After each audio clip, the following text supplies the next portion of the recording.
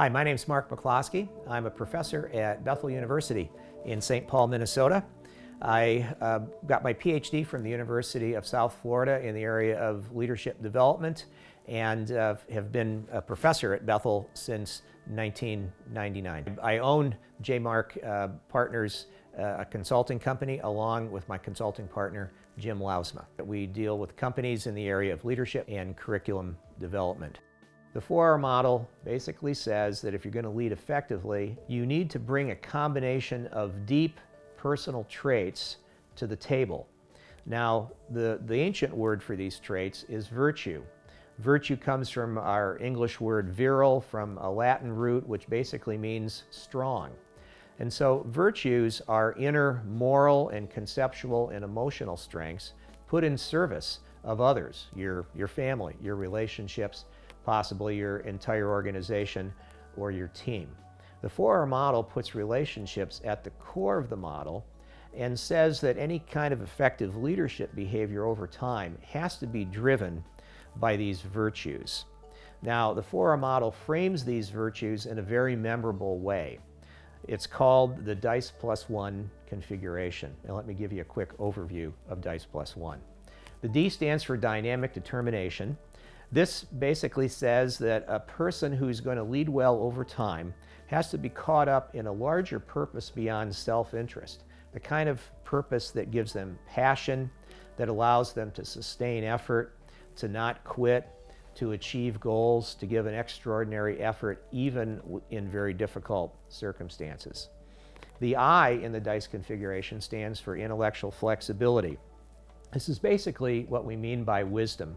It's the capacity to read situations, read people, and do the wise thing, to match means with ends, to act in an appropriate way and in a relationally constructive way in any and all kinds of situations. And as we all know, leadership tends to throw up unprecedented situations in our path where we have to draw from the inner resources of wisdom to know what to do next and why, and what the most constructive road forward might look like. The C stands for courageous character. And this is basically to talk about personal integrity. It takes integrity to do the right things even when it's not the easy thing. It takes inner moral courage to inhabit our values, especially in situations where our values might not be popular, or where our values might cause us to put what we might value, our reputation, our good standing with people, or maybe our security, or simply our peace at risk. And so courageous character is required in all kinds of situations where we have to choose oftentimes to do the right thing, but it's not the easy thing. The E stands for emotional maturity. Now, there's been a lot of research on this in the last 20 years. Emotional maturity is the inner capacity to say no to negative emotions when they might pop up due to difficult circumstances.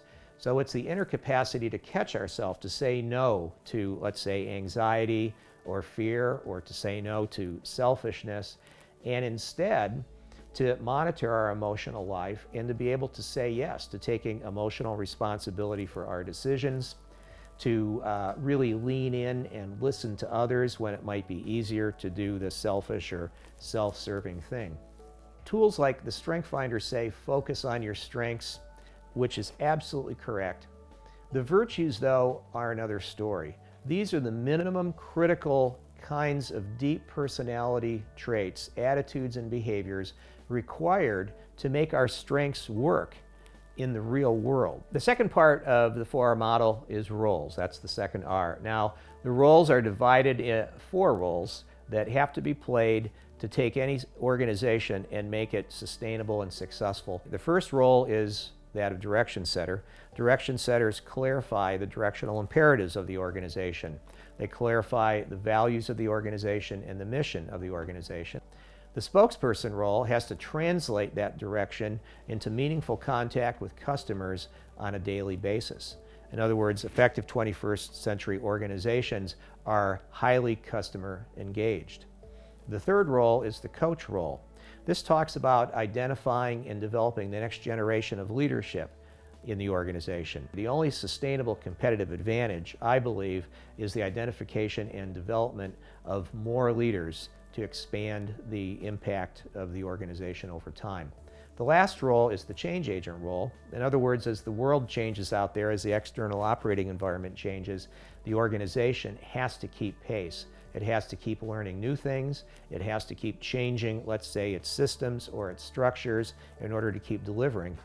The same thing could be said for responsibilities: vision casting, strategy formulating, aligning, and motivating or encouraging. These are not workshop skills learned in a Saturday morning. These are virtue-driven behaviors. And as for roles, it basically works out the same. If I am a selfish person motivated by self-interest, it's going to be very difficult for me to cast an inspiring vision that has the best interests of the organization and its people in mind. People often ask, is the 4R model applicable if I don't have a high-level leadership position? What if I don't have a lot of formal authority? Well, actually, the 4R model is designed to serve leaders at any level of the organization.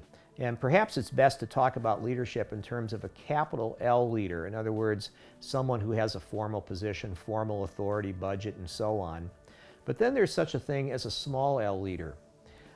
These are folks that might not have, they might be team members and not team leaders. They might not have a lot of formal authority.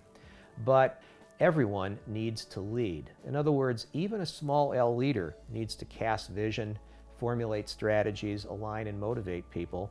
And the 4R model makes the right stuff, so to speak, accessible to small L leaders. The 4R model basically says if you want to lean in and learn the DICE+1 configuration of virtue, if you identify a purpose beyond self-interest, if you're wise, if you are a person of courageous character and emotional maturity, you will be able to influence others wherever you're at in the organization, and the organization needs leaders at all levels to step up and participate in that virtue-driven influence. The last part of the model is results. So we have a leader with the relationship area together, meaning they step onto each of the roles, playing field, with virtue, with the DICE+1 configuration. And they do what's required in each of the roles, they do the leadership responsibilities, and then over time, now often not on schedule and not exactly precisely maybe when we want, but over time this will produce the kinds of results that the organization seeks. The organization's promises to the world will be increasingly fulfilled, customers will be served, the organization will grow in its capacity to embody its values and to extend its benefit out to the world.